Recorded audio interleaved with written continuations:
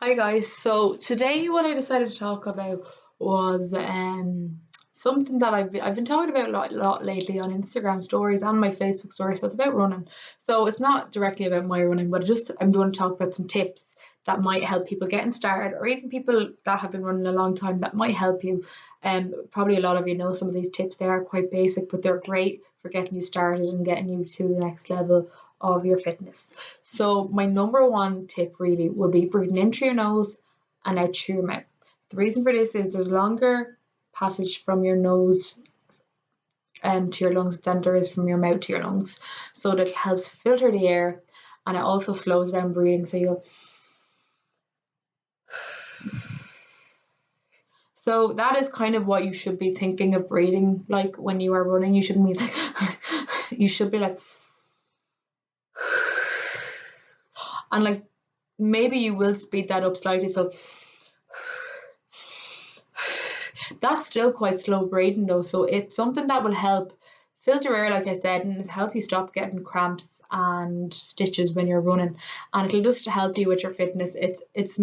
Like even if you are someone who's looking to get into running and you're kind of walking slash running, that's a great thing to do, and to make sure that you are actually doing that breathing while walking as well, because if you can do that while you're walking, you'll do it when you're running, and it'll just become an automatic thing to do. So it's something I would highly recommend to anyone who is running. And if you don't do it and you find you don't need to do it, you might not need to do it, but I can't run any other way. I have to breathe in through my nose and out through my mouth. And it does make a massive difference for me. I even find if I'm starting to get a stitch or even little cramps, sometimes I find I get around here, um, you can kind of just feel it helping a lot. You just slow down a little and it does really help.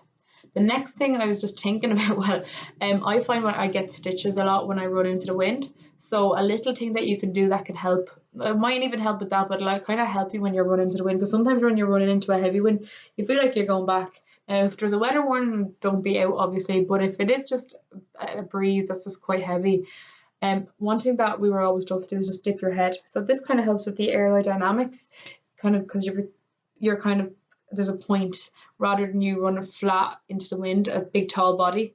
It'll just help with the aerodynamics of your body to run, and it'll just help you run better. The next tip I would give you, and it's something, is to get a good pair of running shoes. And this probably doesn't even need to be said, but make sure you are wearing running shoes first of all. Secondly, buy a decent pair. That you don't need to buy the most expensive ones. If you go into a good running shop, don't go not even a sports shop, a good running shop. They're more popular in Dublin, unfortunately. But a good sales assistant will point you in the direction of the good pair, not the expensive pair. If you find you're pointed towards the most expensive pair of shoes in the shop, there's probably a good reason why someone's on commission, or they just want you to buy the most expensive pair. Like, you should probably be looking at spending around €100, but it's totally worth it really in the long run. Like, first of all, you need a light pair of shoes. Second of all, you need ones with good padding because you need to help with the shock absorption going through the body. This I'm going to talk about next. Um, so yeah, good pairs of shoes, totally worth it. And it's just, you get just loads of places around Gore that you can buy good running shoes, like, or even there's a place all about feet you can go into as well. Very good. They do running shoes as well, or as orthotics. So some of you might not need orthotics, but when you're running, you might find there's a little bit of pain in your foot. That is something that I would highly recommend getting orthotics for, because you're not relying on them the whole time. It's just when you're running. So, and it's something that you can work towards fixing as well, because it's not really a problem yet. It's just the problem when you're doing that one thing. So yeah, good pair of shoes. The next tip what I would give you is to raise your knees when you're running. So it just that will automatically help you lengthen your stride when you are running. It's just raise your knees. It sounds funny, but it'll become more natural as you get on. I'm planning on doing another video where I will actually be doing some actual running techniques. Um so yeah, and then also when you're running, try not to move your head or do one weird like this. I know Paula Radcliffe had a nod, but she's one of the few that were able to do it. Just try kind of not keep this upper body stiff, but keep it in good posture and the neck back, and that's about as much movement as you should be doing. You shouldn't be even doing that. You should be just, and that's me really just swinging my arms. My shoulders are just kind of following. I'm not actually swaying my back, when I'm doing that. So That is another thing. And then the last tip I will give, and this might work for some people, it's worth trying. I know people that I've given this advice to who've had problems with their feet and their runners, and they've actually found this very beneficial. They don't have problems anymore. So running on the plantar aspect of your foot. So this wouldn't be necessarily running on your tippy toes. It'd be more so landing on your midfoot as opposed to your heel. The reason for this, and this is why it makes sense to me as a physio, it depends on the runner, but it makes sense to me as a physio. There is a lot of joints in your feet, while in your heel there's only a few. There's over 30 joints. There's around 30 joints in your feet. I should know, but there is around that number of joints in your feet, while in your heel there's only a few.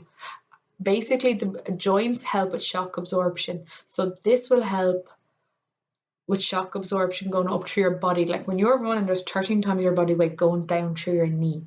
So therefore, if you were able to reduce the shock absorption going up through your knee and your hip, you're going to lessen the risk of your knee and hip problems basically in the future. Like running is something, there's studies coming out now that running isn't causing knee problems that people think it is causing. But if you are running badly, you are going to cause problems. It's like the one sport that if you are doing it badly, it will give you problems straight away. Not all sports will necessarily do this, but running will. It will 100%. And just one last tip I'm going to give. This isn't always something that people will have the luxury of being able to do, but it is something if you want to do it and want to do it without getting injured, I'd 100% recommend. Ger in the stables, he is someone that I know people that have went to him. He's a running expert basically, and he shows people how to run properly. They hold running workshops actually in the stables, so if you can get into one of them, do it. And it will be cheaper than what I'm about to recommend. But if not, just go to him directly. My other half has done it. He's training for a marathon. He actually got more out of it than he could ever believe. He didn't think he'd get as much out of it as he did.